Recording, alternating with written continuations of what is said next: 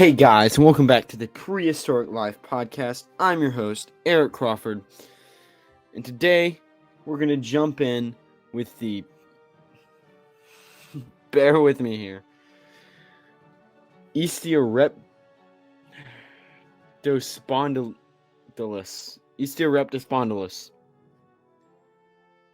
I'm trying, man. This is wild. A wild name. I'm just trying my best here.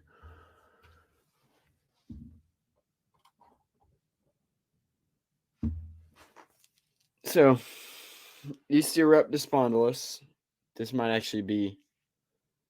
Is it anywhere on there? No.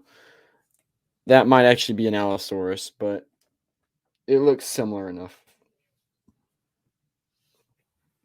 So it's got the head crest / spike.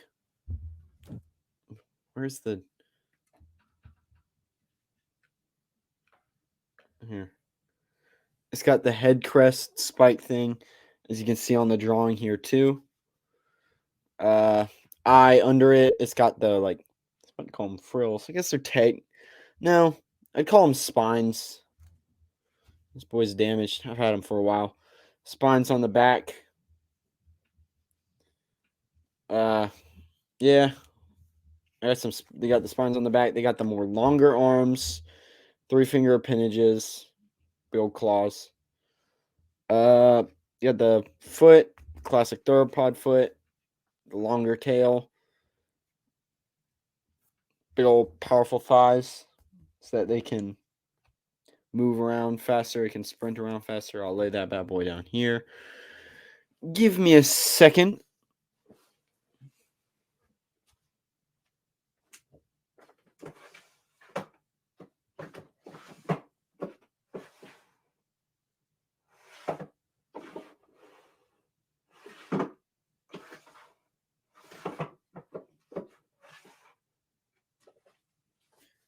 There we go.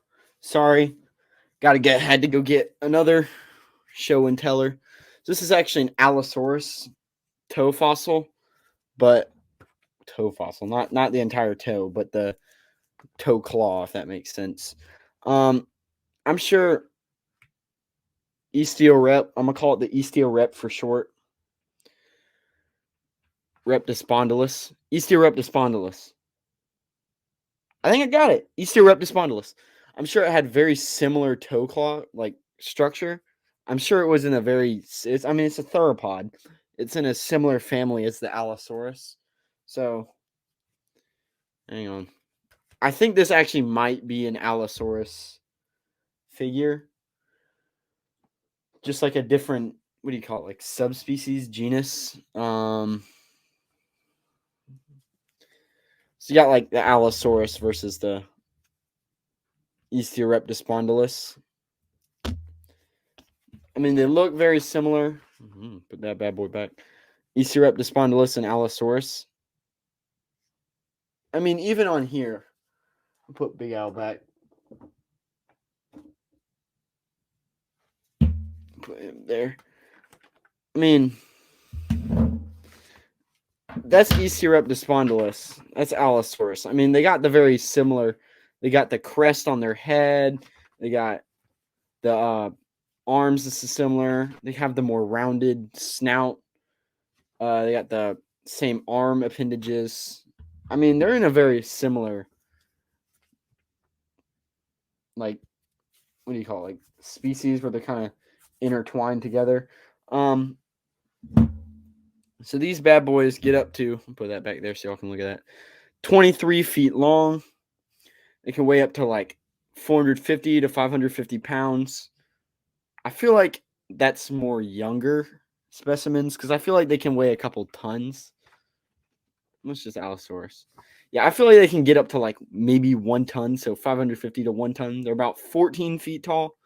Their diet was meat and small / medium animals. Basically whatever they could hunt down, get in their teeth, bite, kill, things like that.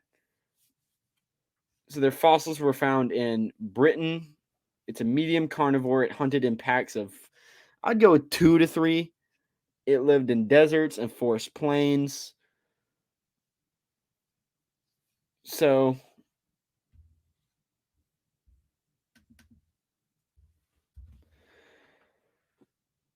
yeah, it tended to wander in basically whatever it could find.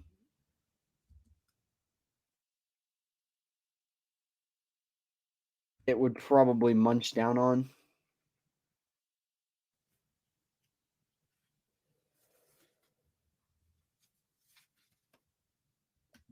Similar to the Allosaurus, because Allosaurus actually lived in deserts slash a more foresty plain area. When I say plains, don't imagine like the modern plains where you have like, oh, there's grass everywhere. Grass didn't really exist back then. There wasn't really grass per se. That's a more modern. I don't want to say invention because nobody invented grass. It existed 165 million years ago, so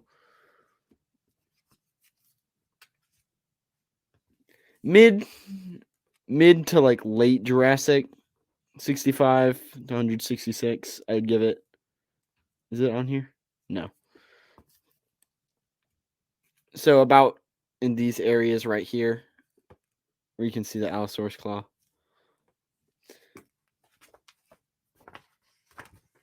I'd give it that. So eustreptospodylus.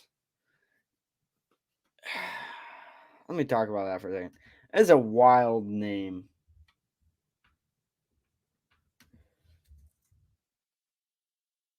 I mean, I don't really know who came up with that, just off the top of my head. Let me do some quick research.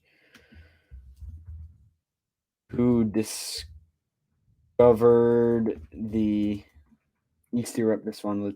Someone named James Parker discovered and named it in 1870. Workers from Summertown Brick Pit, just north of Oxford, England, so Britain, England, found a skeleton of a theropod. The remains were acquired by the local bookseller James Parker, who brought them to the attention of the Oxford professor John Phillips. So it was like a bookseller. All these crazy dinosaur names are always found by like, this is a random farmer. He was farming. Oh, he found some big old bone. And everybody's like, come on, dude. But personally, I think it's a pretty interesting dinosaur. Uh, Britain, we kind of get on here. Not a lot, but often enough. So, yeah, I mean, that works. Do I like it? I mean, it's a good dinosaur. Kind of another like it kind of gets into that like area where it's like generic theropod, if that makes sense. Or like you have T-Rex where it's like the famous king of the dinosaurs, but then you get like you're like dinosaur and this is what you imagine kind of thing. But I still find it cool. I still like it. But it's very interesting that it was found by a bookseller. So I think that's pretty cool. That like it kind of goes to show that paleontology isn't just for paleontologists. Anybody can really discover them. Paleontology is more the what was this creature? What was it made of? But well, not what was it made of. It was made of like flesh, blood, and bone. But that's besides the point. But like it kind of shows you that like the digging up part of paleontology kind of comes into play with like anyone. So I still find it like a very cool dinosaur.